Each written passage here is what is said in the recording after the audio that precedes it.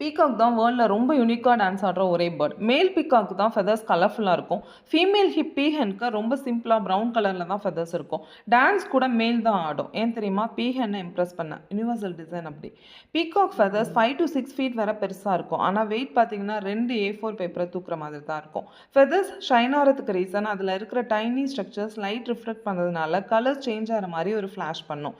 Peacock ஃபெதர்ஸில் உள்ள ஐ spot டிசைனில் 100+ blue circle pattern இருக்கும். அது பீஹெனுக்கு ரொம்ப பிடிக்கும்.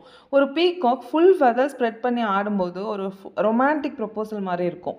10 மினிட்ஸ் கூட கண்டினியூஸாக டான்ஸ் பண்ணுவாங்க.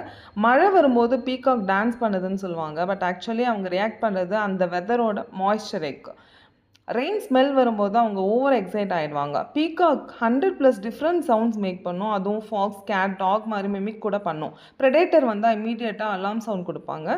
பீகாக்கு பறக்க தெரியாதுன்னு நிறைய பேர் நினைக்கிறாங்க. பட் அது தப்பு. ஒரு ஷார்ட் ஹைட்க்கு அவங்களால பறக்க முடியும். ஒரு இன்ட்ரெஸ்டிங் ஃபேக்ட் இருக்குது. பீகாக் ஃபெதர்ஸில் ஆன்டிடஸ்ட் நேச்சர் இருக்கும். அதனால ஃபெதர்ஸ் ஆல்வேஸ் க்ளீனாக ஸ்பார்க்கிள் பண்ணுற மாதிரி இருக்கும். பீகாக்கோட டைலுக்கு 150 ஃபெதர்ஸ் இருக்கும். பட் ஷெட்டிங் சீசன் வந்தால் எல்லா ஃபெதர்ஸும் கொட்டிட்டு ரீஜென்ரேட் பண்ணுவாங்க.